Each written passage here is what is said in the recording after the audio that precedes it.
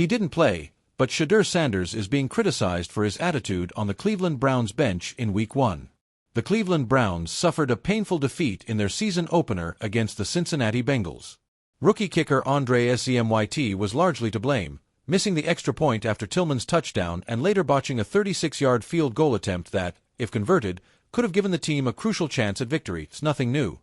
Since 1999, the Browns have been the NFL's most dysfunctional franchise, with only 4 winning seasons. The 2025 campaign has started on the wrong foot, and things don't get easier with upcoming games against the Baltimore Ravens and the Green Bay Packers. Joe Flacco delivered a solid performance with 290 passing yards and a touchdown.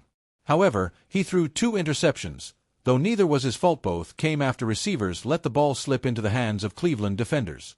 On defense, Myles Garrett shined with 2 sacks, but it wasn't enough. The Cleveland Browns suffered a painful defeat in their season opener against the Cincinnati Bengals. Rookie kicker Shedeur Sanders was largely to blame, missing the extra point after Tillman's touchdown and later botching a 36-yard field goal attempt that, if converted, could have given the team a crucial chance at victory. Shedeur Sanders and the Browns fall to the Bengals with a ridiculous interception. It's nothing new. Since 1999, the Browns have been the NFL's most dysfunctional franchise, with only 4 winning seasons. The 2025 campaign has started on the wrong foot, and things don't get easier with upcoming games against the Baltimore Ravens and the Green Bay Packers. Joe Flacco delivered a solid performance with 290 passing yards and a touchdown. However, he threw 2 interceptions, though neither was his fault. Both came after receivers let the ball slip into the hands of Cleveland defenders. On defense, Myles Garrett shined with 2 sacks, but it wasn't enough. Jalen Hurts and Dak Prescott are under duress ahead of 2025 season opener. First things first. Shedeur Sanders stole the spotlight on the Browns bench. As expected, the cameras were on Shedeur Sanders, currently the team's 3rd-string quarterback, behind starter Joe Flacco and rookie backup Dillon Gabriel. Sanders spent the entire game on the sideline, waiting for an opportunity that never came and likely won't anytime soon. During the game, Shedeur stood out wearing sunglasses and a backwards cap, something that didn't go unnoticed by the media. Aaron Goldhammer of ESPN Cleveland suggested that the look may not have been the best choice. On the sideline, with a backwards hat, sunglasses, and the whole look of it, I would just remind Shedeur, lock in on the game. Goldhammer said the situation will remain the same. Shedeur Sanders will be scrutinized for every move he makes. That's nothing new for him since birth. He has lived under the spotlight, especially as the son of Hall of Famer Deion Sanders. The first Sunday of the NFL season always feels like a carnival. Bright lights, bursting fireworks, the kind of noise that rattles helmets and hearts alike. But for Shedeur Sanders, the Cleveland Browns rookie quarterback with a famous last name and even more famous father, Week 1 didn't bring fireworks. It brought stillness. He didn't play a snap.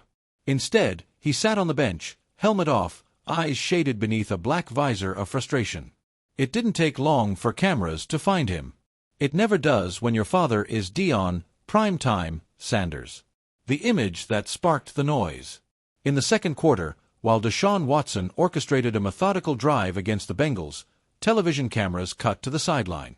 There was Shedeur, arms folded, jaw clenched, seemingly disengaged. Some teammates leaned into each other, sharing laughs, flipping through tablet film. Shedeur sat still, expression unreadable. It was a moment of silence in a game of chaos, but the screenshot flew across social media like a wildfire. Bad body language. Entitled already. This ain't Colorado, rookie. By the final whistle, Shedeur Sanders' NFL career had not technically begun, and yet he was already being criticized for an attitude problem. Perception versus reality. Here's the tricky part about being Shedeur. Perception has always been louder than reality. At Jackson State, he was Deion's kid. At Colorado, he was the quarterback with the Rolex, the luxury cars, the branded lifestyle. NFL critics worried whether he could command a huddle of grown men who had mortgages, not nil deals. And now in Cleveland, he's the rookie behind a controversial veteran starter, scrutinized for every expression, every shrug, every second his name isn't called. Was Shedeur sulking on the bench? Maybe. Was he simply processing, absorbing the speed of the NFL game from the sideline? Maybe. But in an era where cameras capture everything, the maybe gets lost. The screenshot becomes the story. The weight of waiting. Shedeur Sanders has never been the kind of athlete to wait his turn. In high school, he started early. At Jackson State, he took the reins immediately. Even at Colorado, he arrived with full authority, the unquestioned leader, the quarterback who carried the program on his back. But Cleveland is different. The Browns didn't draft him to be an immediate savior. They drafted him to be the future.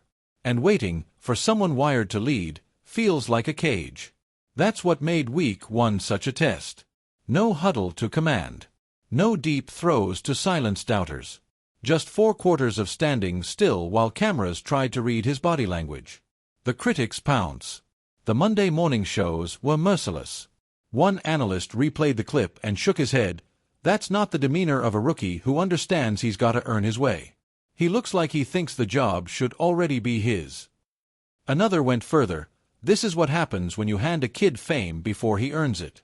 NFL sidelines aren't catwalks for attitude. Even fans joined the chorus.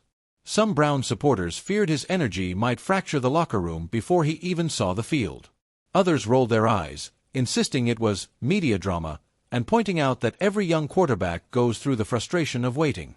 But the criticism still stuck. Because in Cleveland, patience is thin, and storylines move fast. Behind the scenes, what the cameras didn't capture tells another story.